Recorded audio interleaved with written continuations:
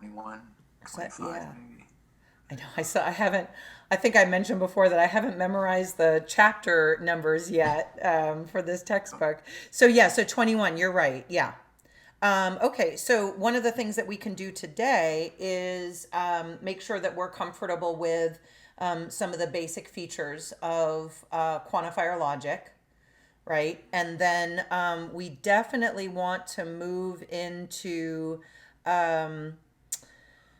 a discussion of multiple quantifiers so that we can spend next week basically just finishing up the material for quantifier logic. So as a comparison, the movement through quantifier logic is similar to it parallels in some cases the movement through the truth functional logic. So the truth functional logic is that logic that involves connectives, negation, conjunction, disjunction, conditional and biconditional, and then the translations, right, from ordinary English into the Boolean and propositional notation, and yeah. then the derivate. Well, I'm skipping over truth tables because there is no correlate in first order logic in quantifier logic. So then we move into derivations. Okay, so my thinking is if we get into derivations next week, then we spend our last, what is it, 2 weeks just practicing. Okay, what do we think? Sound good? Yeah, I don't think derivations is um, Proofs. proofs. Right, Yeah, right. yeah. Um, And Grady, don't be shy about jumping in if there's something that you want to go over.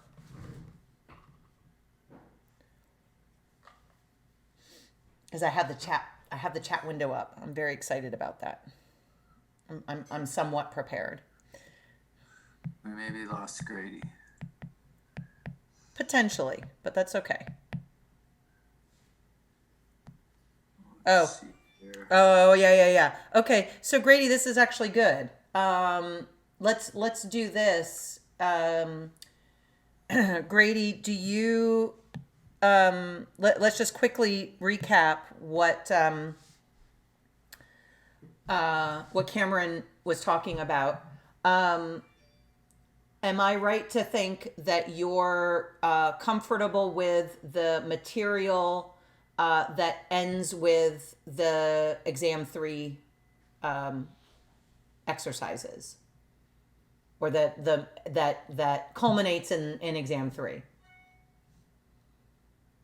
I think the most recent chapter that I did in the book was 21, or no, 24. Oh, 24, okay. actually. Okay, perfect. Um, Perfect. yeah, I'm just kind of following the quizzes, and I'm a little behind the quizzes, so anyway, but yeah, so that's where I'm at. So the good news is you both are in good shape in terms of where you are. We've got time to backfill stuff that needs backfilling, and right. And in this case, we've got time to review. So so let's do this. Let's go into. Yeah, here's a specific question. I made a list of the equivalency rules, and then I was adding to it when they added the quantifier ones. But what is BDC? What is that rule? BDC. Yeah, it's referenced in a couple different places. For the quantifier, like there's De Morgan's quantifier, there's the null quantification, there's the bare Oh, switch, but then there's BDC, and I didn't find that in a okay. textbook anywhere. It's an acronym. I mean, it's Right. an abbreviation. Yeah. Okay. Hold on. Let me do this. let me start. Don't forget that, Cameron. But let me start with what I think we should make sure is under our belt, and then we can drill down into some further features that we'll want to work on. So all right. So let me do this. Let me lay out the chapter numbers and the sections. So chapter 21, we want to make sure we're comfortable with names and variables.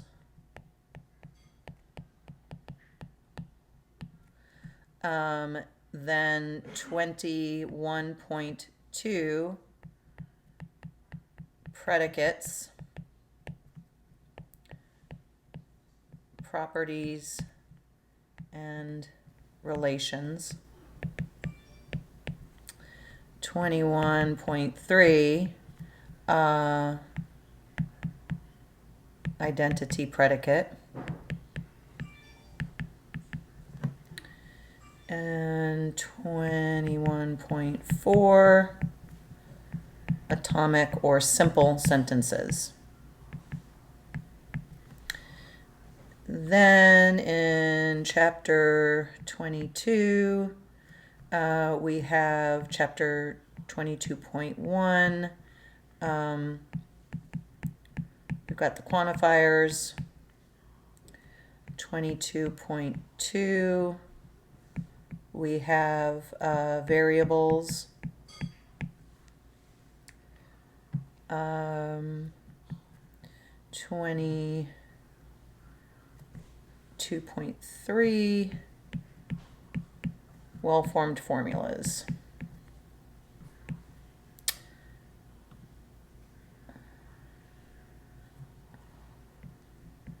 .1, names and objects. 23.2, the domains of discourse.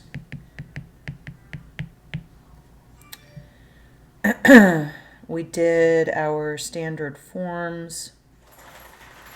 24, so I'm going to skip over some stuff in here.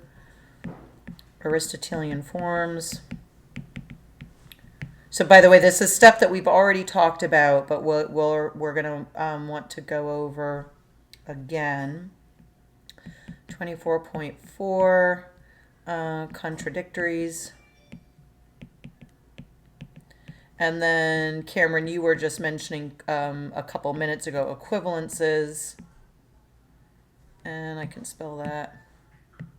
Oh, my logic course adventures undergoing scheduled maintenance. I may have to restart my computer. Oh, really? Yeah, mine just did that too. Yeah. Okay. Mine's not doing that. So let's keep our fingers crossed. But here's the thing. If it ends up doing it on my end too, no big deal. As long as I've got the stuff down, then we'll be fine. All right. So not that necessities are not important, but I'm gonna skip over that right now. Yeah, there we go. All right, hold on. Come back, yeah. Oh, please let me be able to get back. Oh, good. Okay. Yeah, it's undergoing scheduled maintenance. Bummer, right? And we had, yeah. And then chapter 27, counterexamples. Okay.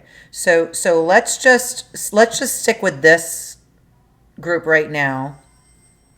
Okay. Then what we're going to want to do, we'll backfill some stuff that we'll skip over. So for example, we'll backfill 26.1 and 26.2. We'll also backfill 27, which is just counterexamples. And then what we want to do is get to chapter 28, where we're dealing with multiple quantifiers. and then we move into proofs, right? So don't forget that even though it looks like there is a lot going on just in terms of how many chapters are listed, our author takes bites. Each chapter is each section is a bite-sized piece. It's one or two concepts that we want to discuss, right? So what he's trying to do is give us kind of manageable chunks, I should say. Okay, so what do we already know? Well, we already know that we have simple sentences and we have compound sentences. And our simple sentences are singular. That's what we've done up to date, right? Insofar as a singular sentence is a sentence about an individually named thing, right? So if I look over my shoulder, you might not be able to see her there, but Bret Michaels is right now curled up, lying on a pillow. Okay, so suppose that I have the following sentence: Bret Michaels is sleeping. Right? You and I know that this is a simple sentence. We also know that we can symbolize this simple sentence by simply taking a capital B to stand for the entire sentence. Bret Michaels is sleeping. That's kind of, one of the conventions that we adopt is when we can, we take the first letter of the subject, and that becomes our symbol for that simple sentence. We could also, and this is what we saw most recently, we could also look at this sentence from the standpoint of predication, where we take the predicate sleeps it was sleeping. And we put Bret's name in lowercase in a pair of parentheses, right?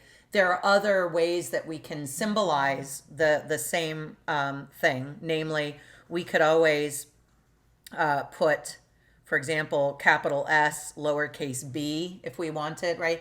The notation that's used is like any other artificial or any other language, right? It's artificial. It may be natural to us, ordinary English, but it is still the case that ordinary English is an artificial, the notation, right, is artificial. So it doesn't really matter what the notation is. What matters is that we understand the grammar, if you will, of our language, right? We understand what the symbols do.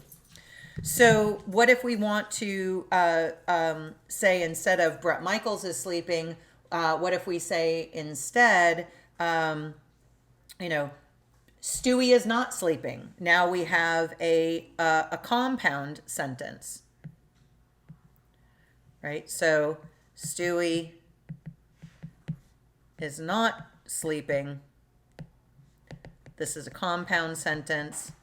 And you already know that we could just use the tilde s, or we can say it's not the case, sleeping Stewie, or we can say it's not the case, sleeping Stewie, right?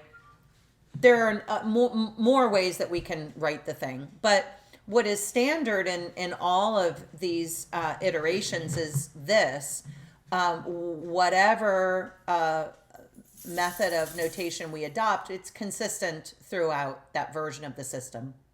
In addition, the way that we enlist our operators, the symbolic notation for the connectives, negation, conjunction, disjunction, conditional, biconditional, all of that is the same, in that you always put your negation in front of whatever is negated.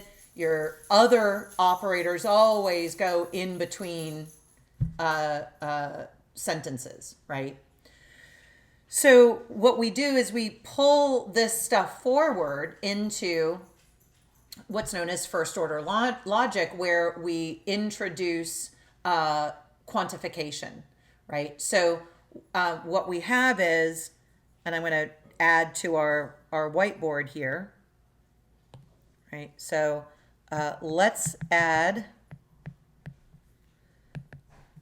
to our existing notation symbols that represent quantities of things or quantities of thing.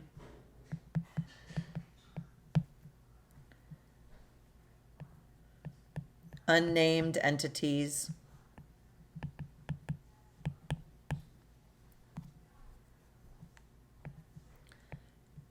And predicates. Identity, property, and relation. Right? So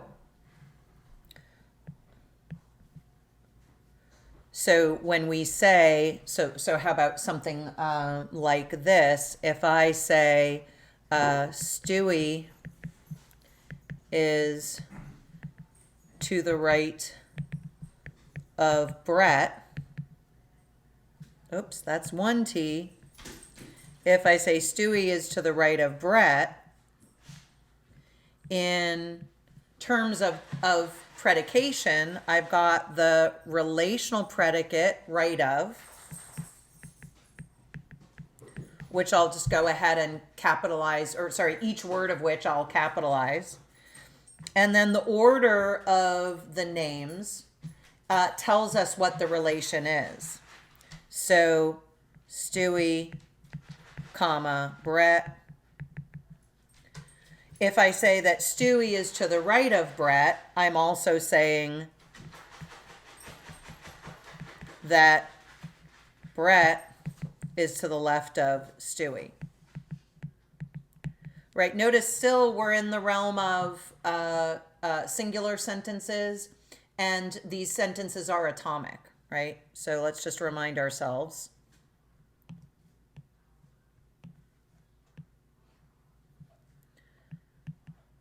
Singular and atomic. Okay. Now let's talk about the process of generalizing, right, away from these individually named things. Suppose that I say a dog is on the chair, right? Now, if you can see the dog on the chair, you don't know which dog it is. You just know that there is a dog on the chair, right? Now, you and I both know that the article A can be used to express everything in a class, or it can be used to express one thing, right? Or at least one thing. So let's look at the difference here. A dog is on the chair. A dog is an animal. So here we've got a quantity of at least one, right? So a dog is on the chair, which is to say at least one dog is on the chair. You could also say some dog is on the chair.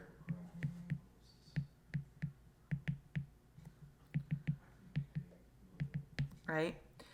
On the other hand, the second example expresses the entirety of the quantity, right? You and I understand ordinary English well enough to understand the difference between the two, well enough to understand that the second involves the entirety of the dog class. So here we're saying every dog is an animal, right? Or all dogs are animals. And now we've entered into the territory of quantification, right? So for the blue, we've got a universal. Oops. And the green, we have what's called an existential. Right, so the blue represents a universal quantification, or universal quantifier is what we'll use to translate. And the green is the existential, or we'll use the existential quantifier to translate that. Before moving on, here's what I'm hoping is the case, but please tell me, confirm or deny. This rings bells. You remember this? Yeah. Okay. Good. Okay. Yeah. So what they write it as EX and the other is A. Right. So let's do it. Yeah. And so here's what I'm hoping is you'll start to say, oh yeah, come on, Mia, move along. I got this already. That would be great. Okay. All right. So you're exactly right, Cameron. So there is some thing, and we get our variable, right? The thing is a dog, and the thing is on the chair. Now I probably should adjust that predicate chair to have the on. Oh my gosh, the word that I want is missing. The part of speech that on the modifier, right? But we'll leave it as it is for now, just because we want to just get the quantifiers out.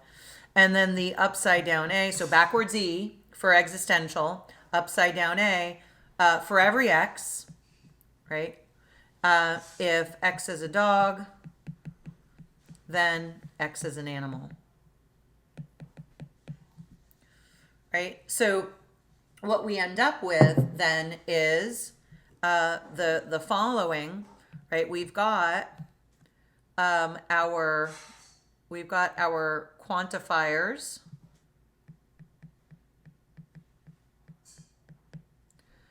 right? So in this case, existential first and universal second. And then we have our variables, and we have our predicates. And, the other elements you already know, namely, what the parenthesis, what the parentheses do, right? And what the conjunction does, what the conditional does, right? So one of the things that we want to remember then is the fact that the quantifier is going to give us the domain of discourse in terms of quantity. The predicates give us the group or class of thing, domain of discourse in terms of the sorts of things we're talking about. The variables are stand-ins, right? They're placeholders for things that are, or for entity that is. Okay.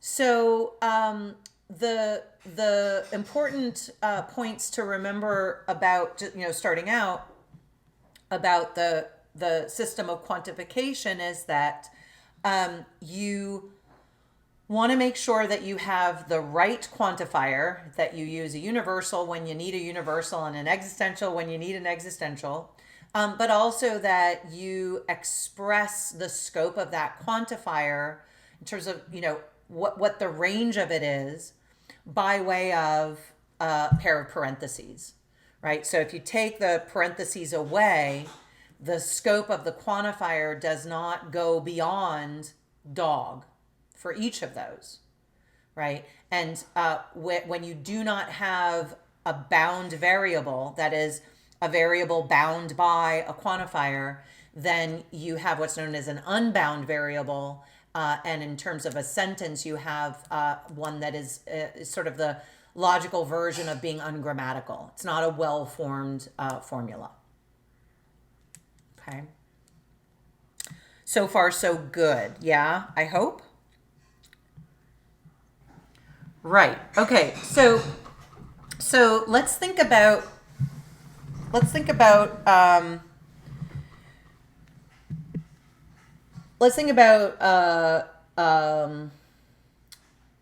basic grammar as an analog. When we have a subject and a verb, right? We've got a sentence. We can use more words. We can have dependent clauses. We can use more words. We can have independent clauses, right? But if we have a complete sentence, then we have a linguistic unit that expresses, communicates, either descriptively, prescriptively, by command, question, right? In other words, there's something meaningful there. And you know this when you like, say you read something, like a text message where there's no punctuation and people are using shorthand, and you have to work really hard even within the context, let's say, of a message thread, but you have to work really hard to understand what the person's trying to say. And maybe you get it wrong, but the fact of the matter is, strictly speaking, without the punctuation and the adherence to grammar rules, the sort of the communication just falls apart, right? So we know this. Now, think about how in logic, if we don't write a sentence in terms of the symbolic logic notation language that we have at our disposal, if we don't write a complete sentence, then logically the sentence it's not even a sentence. The string of symbols just don't mean anything, right? So here are some examples. If I have capital C and then not, or if I have, if I say this, cat, Stewie, rephrase. If I say cat, Stewie, not, or if I write cat, not, Stewie, close paren, right? I mean, this is nonsense, right? There's no nothing is. Let me rephrase. Nothing is expressed. Nothing intelligible is expressed, right? So when we're looking at this addition to our existing vocabulary, the addition to our existing language, right? The language of first order logic, now we're going to need to make sure that we understand how to deploy our existing rules for meaningfulness, right? As well as the new rules. So, for example, if I simply have cat X, the question is it an existentially quantified sentence or is it a universal? Right? We don't know how to read the sentence because at most what's asserted is entity cat. But that's not helpful, right? We'd want to know how many.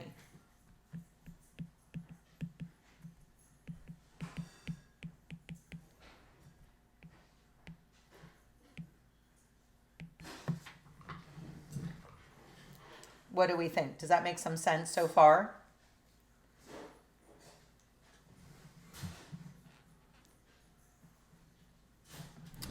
And now suppose that I say, okay, not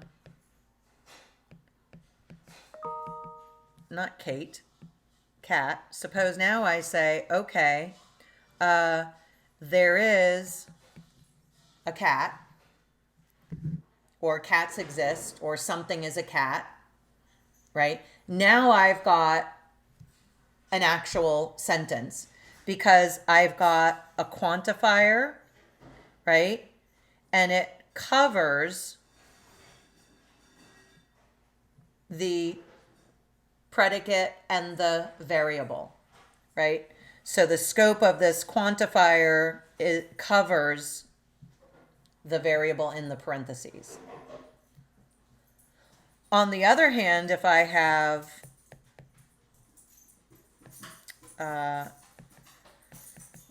this sentence,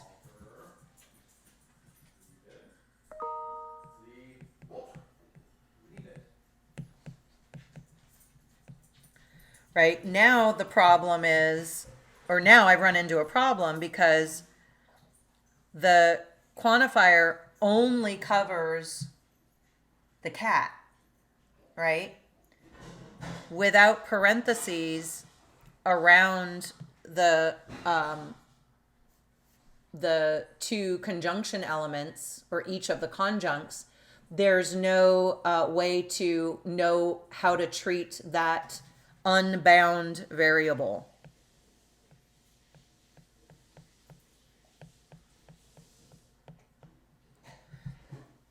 Right, so it's not a logically formed formula. It's not a logical sentence.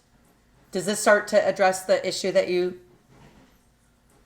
wanting to talk about? Yes.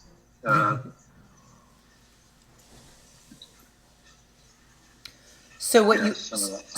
so think about it this way, Cameron, if you've got a variable with no quantifier anywhere in sight, then you don't have a sentence. You don't have a first order sentence, a first order logic sentence anyway. Right? Maybe in some system or other, you could stipulate that X's have this, that, or the other meaning that's not what it is in first order logic. But in first order logic, you don't have a sentence. Gotcha. And then aside from that, some of the what's the word? Shit. It has to be capitalized. I forget the term. Right. Okay. So let's short form. Right. So let's do this. Okay, so all names or individual constants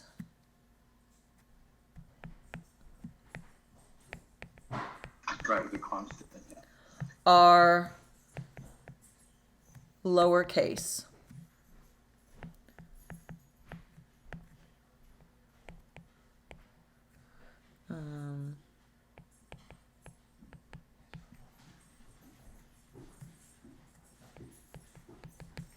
Right?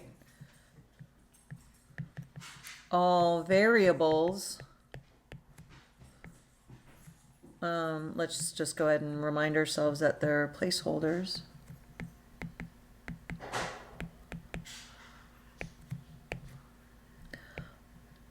are lowercase.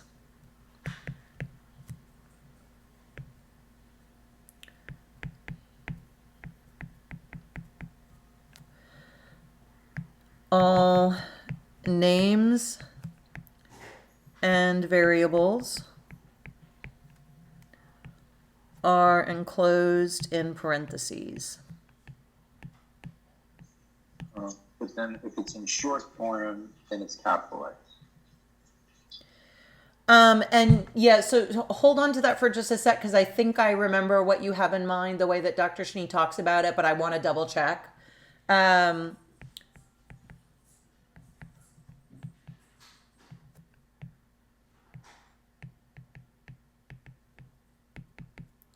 But before I do that, one other thing that I need to check is this. I believe that the convention that our text adopts is similar to another text that we've all used, and but we all, I mean the author of this textbook and Dr. Gillis and I, where the variables are lowercase t through z. But standardly, or what's very common is the variables used are x, y, and z. It's rare that, or it's less common to use other lowercase letters as variables. And it should be the case that the individual constants, the lowercase a, b, c, it would be like a through s, right? I think that that's what the text says, what it should say anyway, if it's consistent with the standard. Now, let me go to your question about short form. By the way, I just got a message. I think everybody got this message. Dr. Schnee says that the whatever issue was going on has been resolved, and the site is back up. So I think semantics of FOL is where you found short form.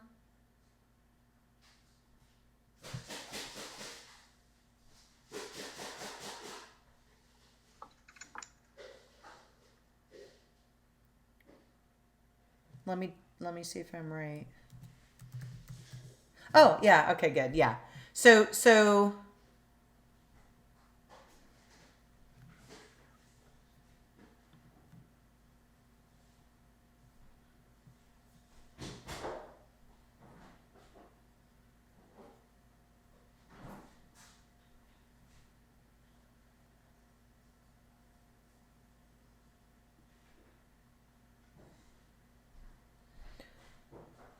right, so he's just saying here short form, and let me make sure I'm right about this, but short form, Cameron, should just be the notation that we were using up to chapter 21, namely capital letters A through whatever, right, to stand for the simple or atomic sentence. I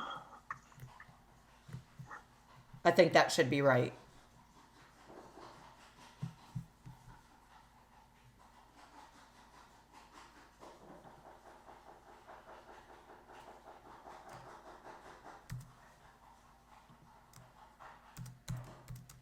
And then similarly to Oh, wait.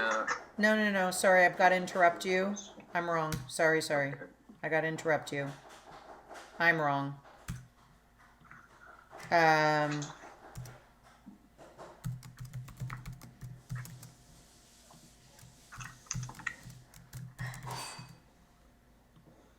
Oh. All right.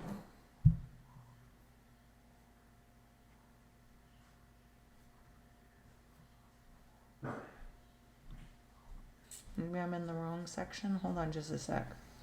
Forgive me, Cameron, that I don't have the right answer for you ready. That I don't have the answer for you right away. I don't have it ready. I'm just not. Short form. I don't usually. I think I understand what I did wrong on the test, on the quiz.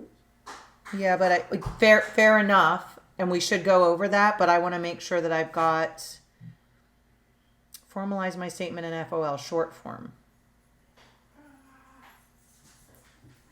Oh, so no.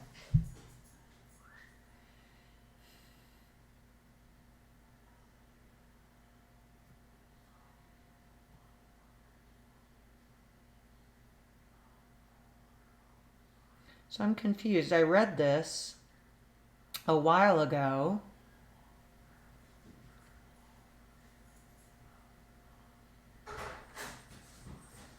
I'm trying to find another reference to short form. He just said short form is when you write the constant, or when you write the the constant as a full word is long form, and then he says short form is you just use the first letter. Oh, I did do that. Yeah. Okay. Yeah, that's what I thought. Okay. Yeah. But then he says it has to be capitalized in one case and not in the other. It's actually, I was really confused by that because. When you say, well, do me a huge favor. Where are you right now in the book? Where am I? 21. Okay, so in 21 terms, names, and variables, he says. Come on. He says. 21.1.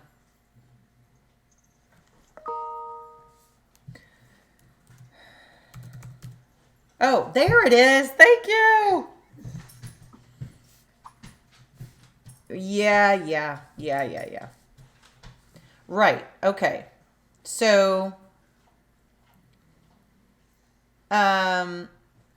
so you're always going to put, whether you're talking about a short form or a long form expression, you're always going to put the name or the constant in lowercase, right? And the predicate, whether you use the full word or just the letter, is uppercase.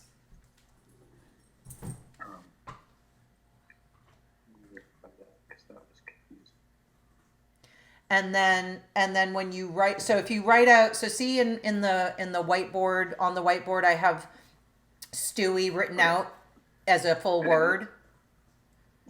It's always going to be lowercase. If instead of Stewie, I have just S, it's still lowercase. Okay, then. So he says that it says that in the text in 21, but then in 22, when it's revisited, he has them in capital. So if you go to 22.2, the next time he shows this FOL combo, it's cat, and cat is capitalized. Well, hold on a sec. So the difference between, so here's what let's make sure we're looking at the same thing. So bear with me. Okay, because I want to make sure that you're not confused. So I want to save all these whiteboards. Come on, save them all. Oh, I see. Okay, so hold on. I'm going to stop my share. Okay, sorry about that. Okay, all right. So, yeah. Sorry, I totally forgot where I read this. Okay, so you're comfortable with the idea that when we're talking about a name, an individual constant, the name is always lowercase, right? Whether you're talking short form or long form. So, short form can be this, and I know that's an X, but that's because we're supposed to be writing it out. So we were supposed to do Quin 1, right? But suppose we did long form, right? It would be this, or it would be this. Okay? So short form, long form for a name, right? Now, tell me, you want to go to which section? It says that unequivocally in 21.1 terms are written in all lowercase letters in FOL. Right. And then we move on to other ideas, and then it goes to 22.2. Okay. When you come back to variables to help variables, then it says right here, back in chapter 20, et cetera, et cetera. Yeah. And then the first example is cat. Yes. Cat, with the it Yes. as the constant, but then it's capitalized. Cat Right. capitalized. That's because it's not an individual constant. So I'm so glad you brought this up. I'm glad you wanted to work through this confusion, because this is a big deal. When you are talking about unspecified things, cat, dog, person, right? As opposed to Brett, Stewie, Cameron, right? Unspecified things always get capitalized. The first letter of the word gets capitalized. So if the term is a predicate, right? Or if the term is not a grammatical predicate, but in the notation it gets treated as one, then it's going to be the first letter of the word is capitalized.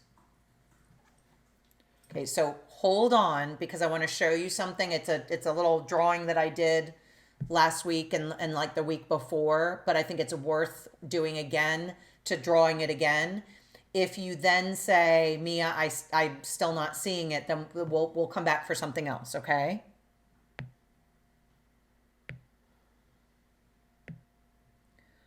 Okay, so remember, there are individuals, and there are groups, right? So examples, individuals. So, we've got Grady, we've got Cameron, we've got Mia, we've got Brett, we've got Stewie, H is gone, whatever. So we've got those things, right? And then we have groups. We have people, cats, dogs, right? So individuals get lowercase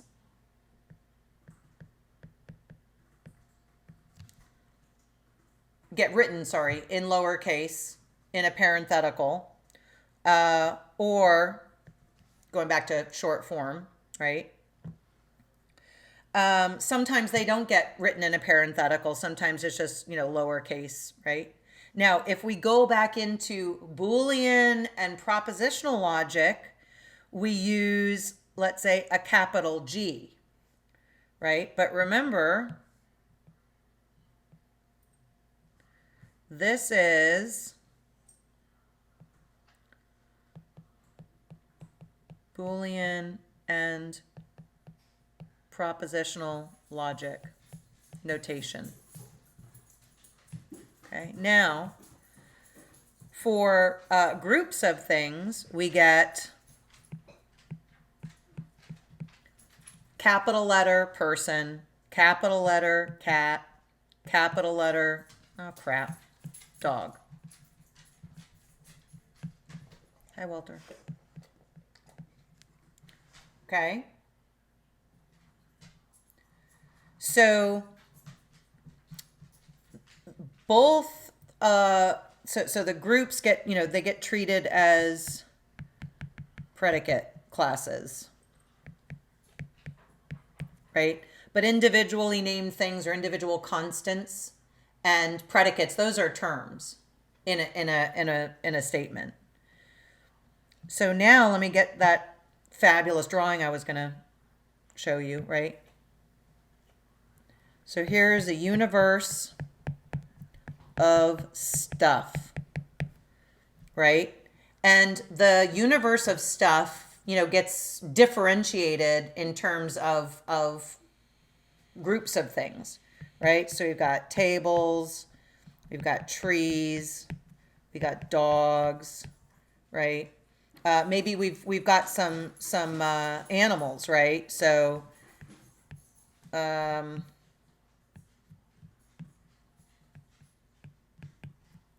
right, so dogs are within the animals class, right? But the stuff, the stuff is unnamed, right? So how about this?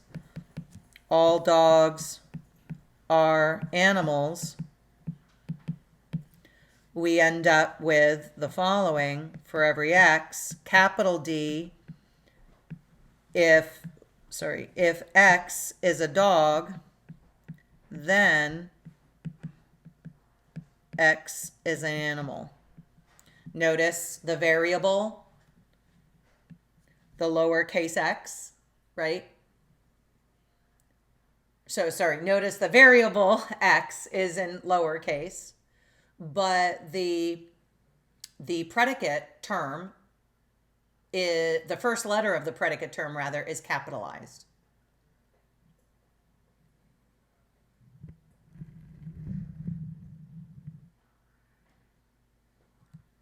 Now, what happens when I name something? Well, how about we did this? So Walter is a dog.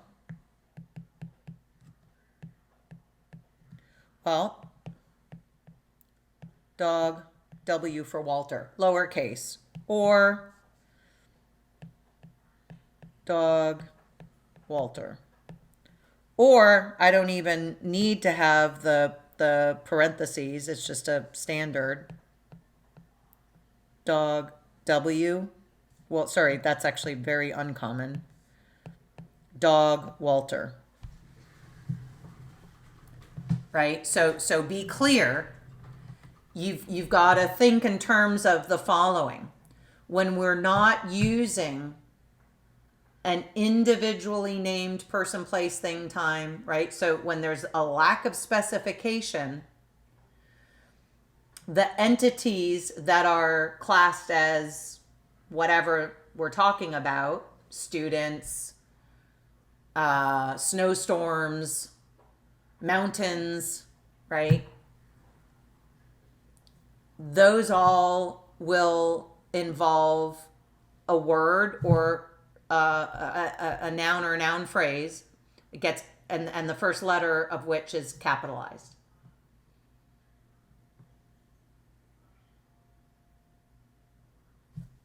Does that help a bit? Are we making progress on the issue that you've raised?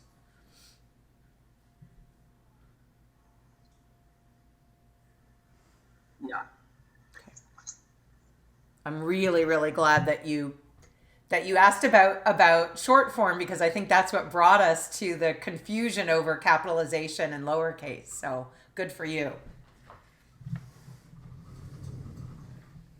One of the things, in fact, I was talking to my partner about this one evening as I was mentioning that, that you're an artist, and I forget what we were talking about, but it was so Nathan plays music. He can read music and all of that, which I can't do.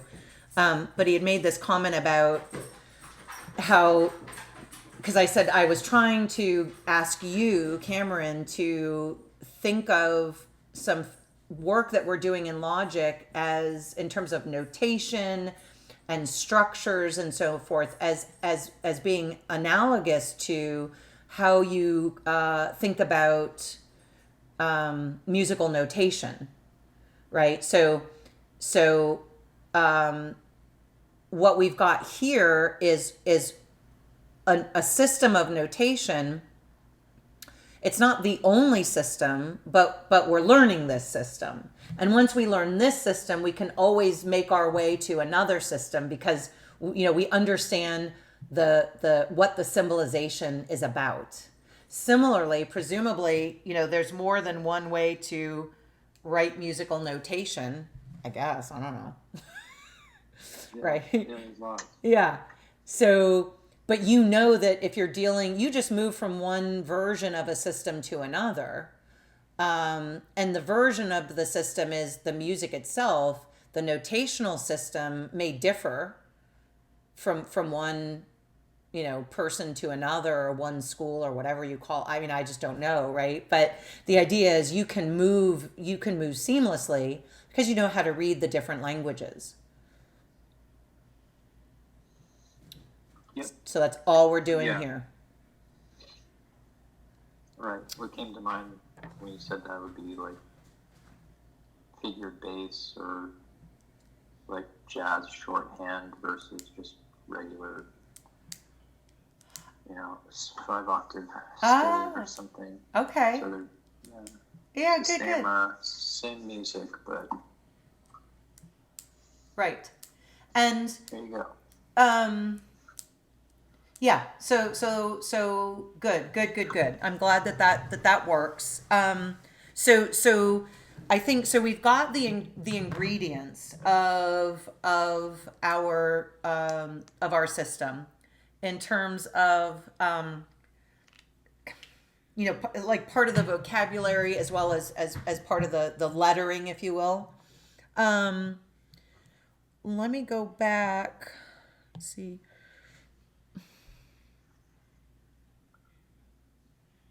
Oh, I see. So. Yeah, I had one more question. Yeah. What are you thinking? Let's see. What was it? Oh, yeah. So, where do we go? So, whenever it's stated in English, like, for example, like they do the syllogism, all humans are mortal, that's always the all quantifier. But then are there other, like for example, here it uses anything that weighs the same as a duck is made of wood. Right. So obviously anything is not all and doesn't have the word exists in it. So how do you know which one to use? Because I know. Yeah, great question. Yeah, go ahead. Sorry, I just spoke over you. For the other connectives, I made a list somewhere, but like for example with the conjunctive connective, there's a few different English phrases that always mean conjunction. Okay, so the standard. Let's see. Hold on. Where does he give them to us? Yeah. Hold on, just a sec.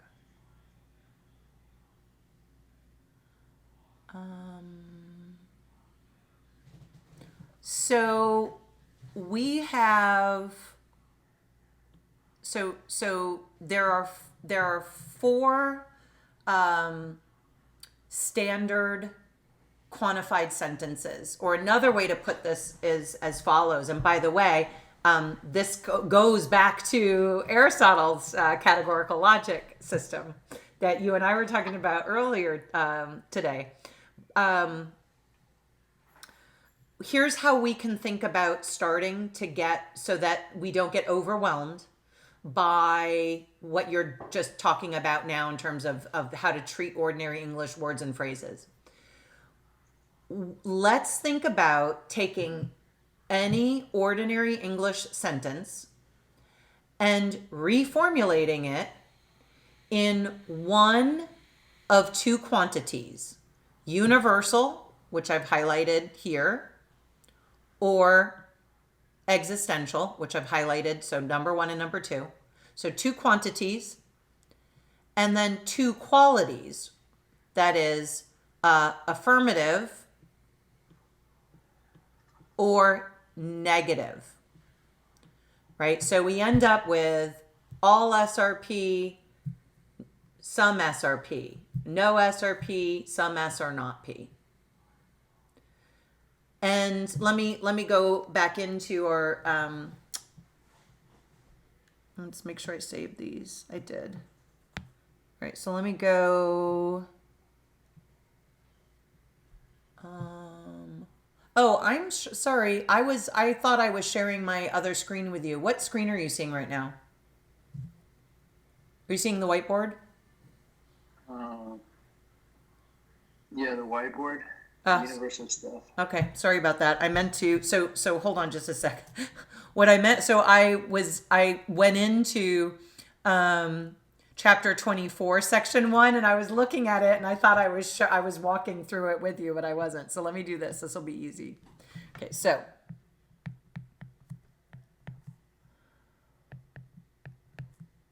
Oh, let me write the word out. I'm guessing when it uses the term, I don't know what I got wrong in this question, but I'm guessing when it uses anything, that is referring to the quantifier. It is. A. Yes. Yeah. Right. So let's think about it this way. We've got two quantities, all and some, right? So universal, existential, and then we have two qualities,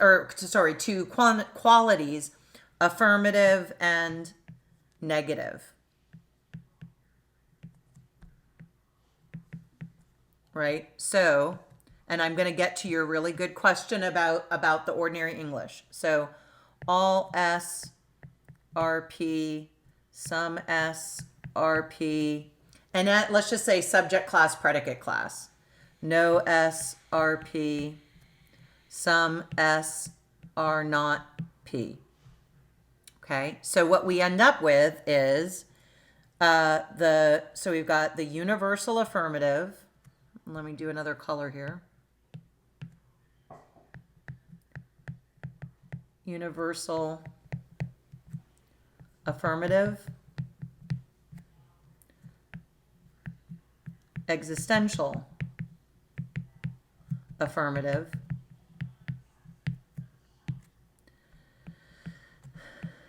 universal negative,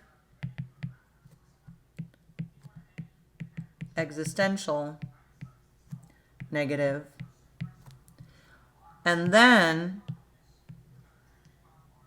you've got your standard translations, right? So for every X, and now listen to the way that I'm speaking through the translation. For every X, if X is S, then X is P. There is at least one X that is both an S and a P.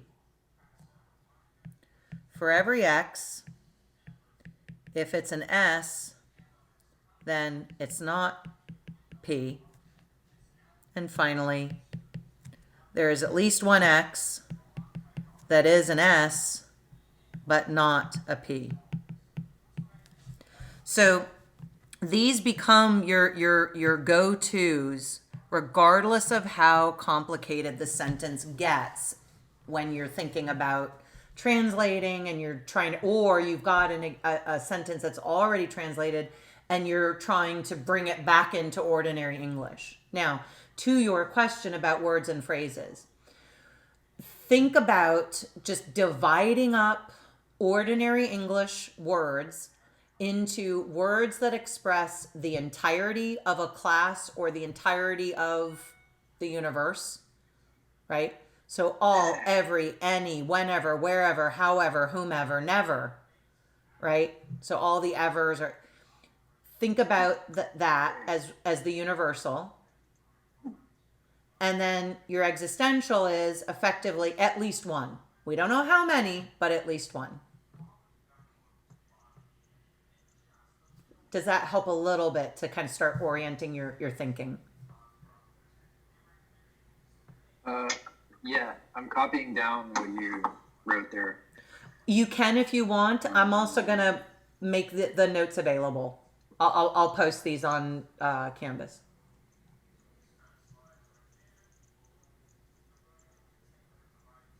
So the other thing to think about, which is I'm picking up on something else that you had mentioned in passing, but the other thing to think about is the fact that Your universals, notice, are translated with an arrow. Your existentials are translated with a conjunction. Is it always this way? No, but this is the standard. And then the negations, notice, are always in front of the second predicate term.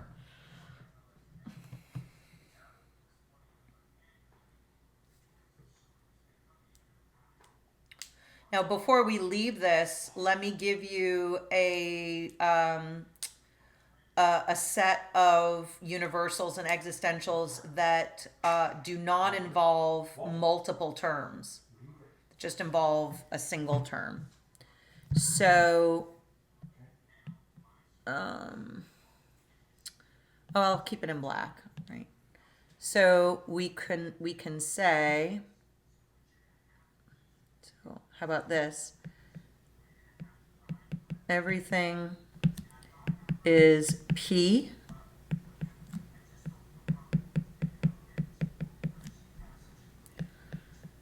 something is P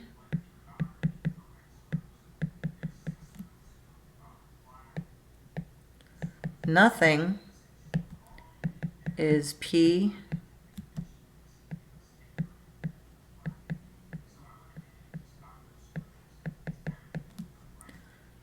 and something is not P.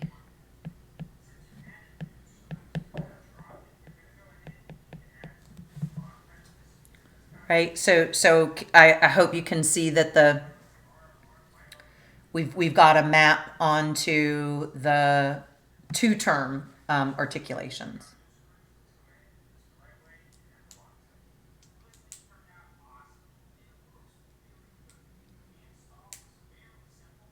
How are we doing? What do we think? Yeah, that's, I think, as clear as my question was, that's exactly what I was wondering. Or as unclear as my question was.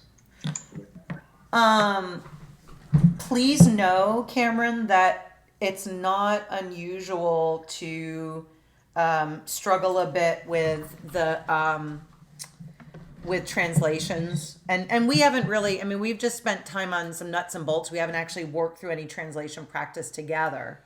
But translations can be tricky in quantifier logic, right?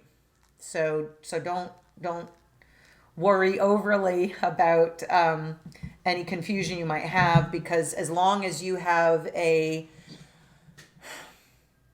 if you have some orienting concepts, then you'll be able to either entirely accurately or approximately accurately or somewhat accurately get to the translation that you want. And sometimes the way that you translate is a matter of, of stipulating. So let me give you a couple of examples, because I think that you had, let's see, you had mentioned earlier, I think, that I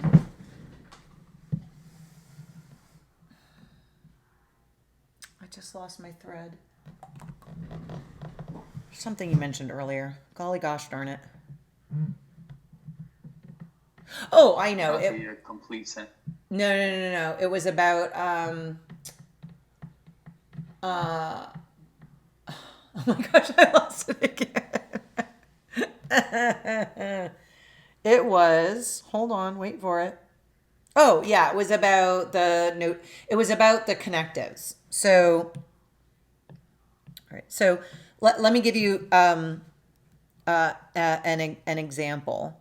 The dogs are sleeping. Right? Now, so here's our sentence. Do I stipulate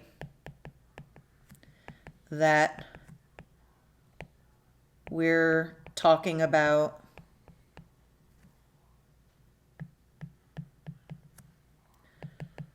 the dogs in the house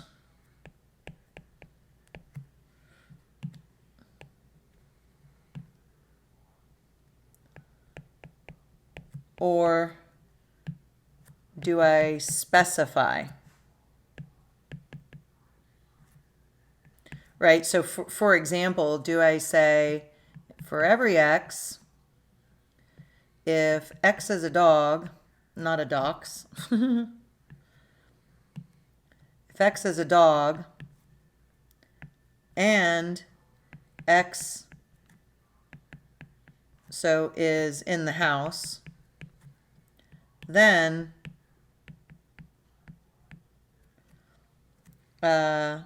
x is asleep. I keep using the adverb.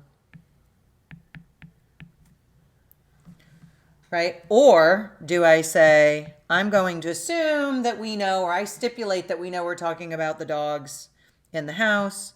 Then I simply write, if it's a dog, then it's asleep. Right? So part of what we're doing is not just through the use of a quantifier specifying the scope, right, of our discourse, right, but we're also specifying the domain of discourse, right? So however much I carve out is going to be a matter of what I plan to stipulate or not, right? Notice though that the in both cases the main connective, right? Well, in the second case there's just one operator, it's the arrow. But in the first case we've got a conjunction that is not the main connective though. The main connective is still the arrow, and so we still have our standard Aristotelian form built in there. But I'm not going to be we talked a bit about this last week. I'm not going to be servile to the standard form of right. So I'm not going to be servile to the standard form. What if I want to say, let's see, everything is a dog or a cat. Now, what if I'm going to stipulate that I'm talking about the house, right? Everything in the house is a dog or a cat. Well, now I have dog, wedge, cat. It's not Kate, cat. It's not the case that I have an arrow, because an arrow would say for every x, if x is a dog, then x is a cat.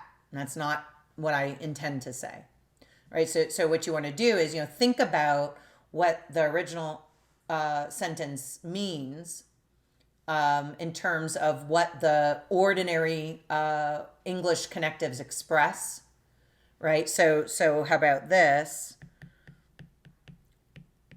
All dogs and cats, this is the one we used last week, are animals. Right? For it's the and has to be replaced for the reason I mentioned earlier. If x is a dog or x is a cat, then x is an animal. And then of course don't forget we can use the short form, right?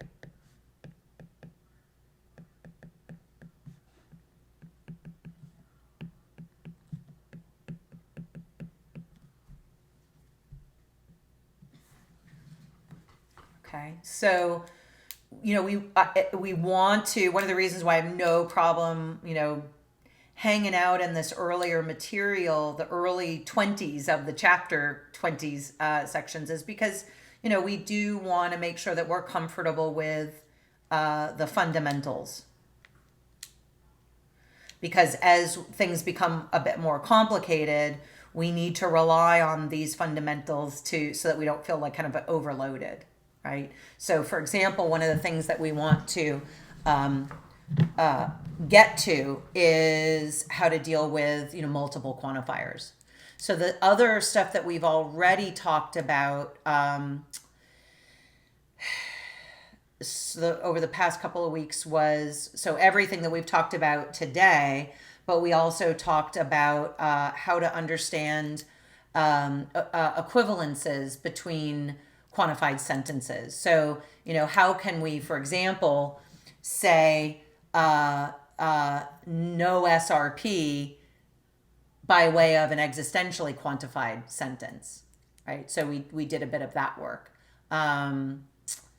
We hadn't talked about, except to mention that there are necessarily true and necessarily false sentences in first order logic, but we don't have a tool like the truth table to determine the truth or falsity of a given sentence.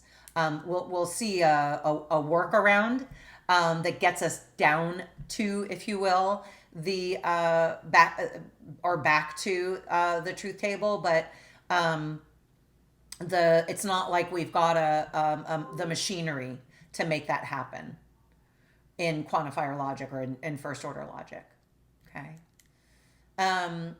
The one item that we mentioned, I want to say last week and the week before, but that we haven't chatted about today, or another of the items, is the identity symbol, the identity predicate. So we know that identity statements involve the language of predication, but we don't do the following. So let me do this, just a quick reminder about identity. So the identity predicate is not symbolized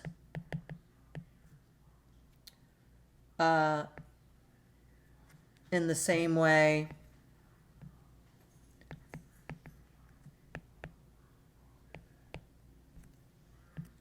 as our relational and class predicates. Instead, we use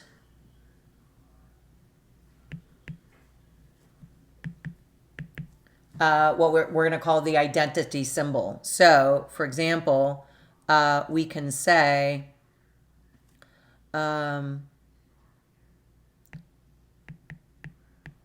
Stuart is stuffy chunks. Another way to say that is Stuart is one and the same as stuffy chunks. Similarly, right, we could say, so for my generation, Madonna,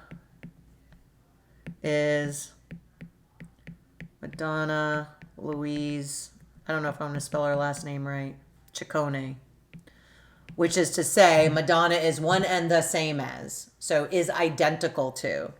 So here is means is identical to or with. So we say Stewie is identical to stuffy chunks.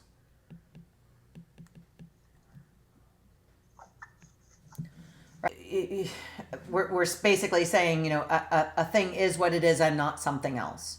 So when we're in the business of, naming, right, whatever name in logic we give can't be used by some other entity, right? So if there are,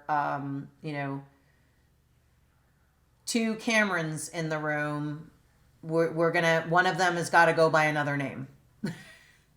right? Because logic won't have a way to deal with that otherwise.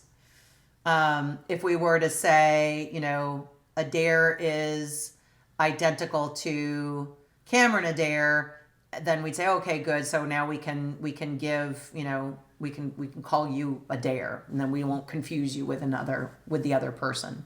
So in logic, we don't, logic doesn't have a mechanism whereby the same name can be used on two objects without losing their, while preserving their differentiation, right?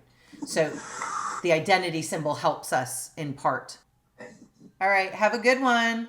You too. Okay, bye.